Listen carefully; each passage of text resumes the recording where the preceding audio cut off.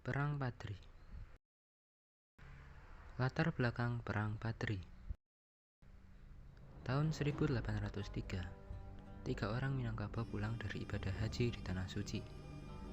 Mereka bernama Haji Miskin, Haji Sumanik, dan Haji Biobang. Mereka berniat memperbaiki syariat Islam di Minangkabau. Ada beberapa kebiasaan yang tidak sesuai dengan ajaran Islam, seperti sabung ayam, judi, serta minum minuman keras. Padahal masyarakat adat saat itu sudah banyak yang memeluk agama Islam. Seorang ulama bernama Tuanku Nan Renceh tertarik dan mendukung niat ketiga haji itu. Akhirnya Tuanku Nan Renceh bergabung untuk mengajak orang-orang lain untuk turut serta. Mereka tergabung dalam kelompok bernama Harimau Nan Salapan. Harimau Nan Salapan meminta pemimpin Kesultanan Pagaruyuang Sultan Arifin Muningsyah dan kerabat kerajaan bernama Tuanku Lintau untuk bergabung dan meninggalkan kebiasaan adat yang tidak sesuai dengan syariat Islam. Yang di Pertuan Pagaruyuang tampaknya kurang sepakat. Sultan Arifin Muningsyah masih tidak ingin meninggalkan tradisi atau kebiasaan yang telah dijalankan secara adat sejak dulu di Minangkabau. Kronologi dan tokoh Perang Padri.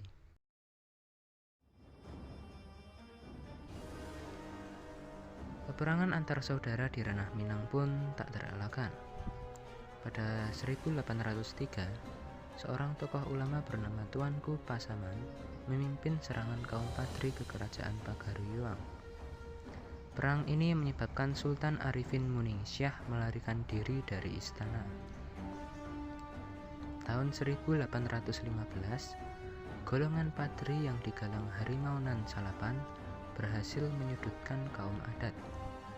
Beberapa tokoh terkemuka dari Harimau Nan Salapan diantaranya adalah Tuanku Nan Renceh, Tuanku Pasaman, Tuanku Rau, Tuanku Tambusai, Tuanku Lintau, Tuanku Mansiangan, Tuanku Pandai Sikek, dan Tuanku Barumun. Lantaran semakin terdesak, orang-orang dari golongan adat kemudian meminta bantuan kepada pemerintah kolonial Hindia Belanda yang saat itu sedang menjajah wilayah Nusantara, termasuk Minangkabau. Tanggal 4 Maret 1822, pasukan dari Hindia Belanda yang dipimpin oleh Letnan Kolonel Raff berhasil mengusir kaum Padri dari kerajaan Pagaruyuang. Di Batu Sangkar, Raff membangun benteng pertahanan yang bernama Fort Van der Kapellen. Tepat 10 Juni 1822, pasukan Raff yang bergerak dihadang oleh laskar kaum Padri, namun Belanda berhasil melanjutkan perjalanannya ke Luhak Agam. Pertempuran di daerah Baso terjadi pada 14 Agustus 1822. Kapten Govinet dari pihak Belanda mengalami luka berat dan akhirnya wafat pada tanggal 5 September 1822. Perlawanan orang-orang Minangkabau dari kelompok Padri membuat Belanda terdesak hingga akhirnya memutuskan kembali ke Batu Sangkar.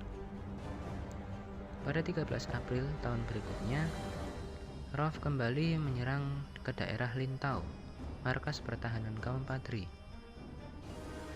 Pertempuran ini terjadi amat sengit hingga menyebabkan Belanda mundur pada 16 April 1823. Raff kemudian meminta Sultan Arifin Muningsyah untuk datang ke kerajaan Pagaruyuang. Akan tetapi, pada 1825, sang sultan wafat. Pada November 1825, Belanda mengajukan gencatan senjata sembari meracik strategi licik berupa perjanjian masang. Belanda saat itu sedang kewalahan dan kehilangan banyak sumber daya untuk membiayai beberapa perang lain, termasuk perang melawan Pangeran Diponegoro di Jawa. Saat masa gencatan senjata inilah, Tuanku Imam Bonjol yang notabene adalah salah satu pemimpin kaum Padri mencoba mengajak kaum adat untuk bersatu karena lawan yang sesungguhnya adalah penjajah Belanda.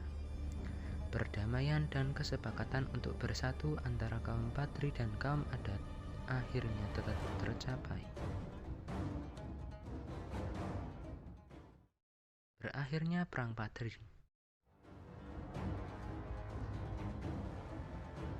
Setelah Perang Jawa berakhir pada tahun 1830 dan ditangkapnya Pangeran Diponegoro dengan siasat licik, Belanda kembali memutuskan fokus ke Minangkabau. Pasukan kolonial membangun benteng di bukit tinggi bernama Fort de Kock. Pada 11 Januari 1833, pertahanan Belanda diserang oleh pasukan gabungan kaum Patri dan kaum adat. Menyadari hal tersebut, Belanda mengatur siasat kembali. Belanda berdalih bahwa kedatangan mereka hanya untuk berdagang dan menjaga keamanan dengan rakyat Minangkabau. Lagi-lagi Belanda menetapkan siasat licik yang berujung pada penangkapan Tuanku Imam Bonjol pada tahun 1837 yang kemudian diasingkan hingga Minahasa dan wafat di sana. Perang kembali berkobar. Kali ini Belanda lebih unggul dan pada tahun 1838 berhasil menembus pertahanan terakhir, yaitu di Minangkabau, tepatnya di Dalu-Dalu yang dipimpin oleh Tuanku Tambusai. Tuanku Tambusai dan beberapa pengikutnya yang selamat pergi ke Negeri Sembilan di Semenanjung Malaya. Kehilangan banyak tokoh pemimpin, kekuatan Minangkabau pun melemah, dan akhirnya Belanda pun berkuasa setelah memenangkan perang.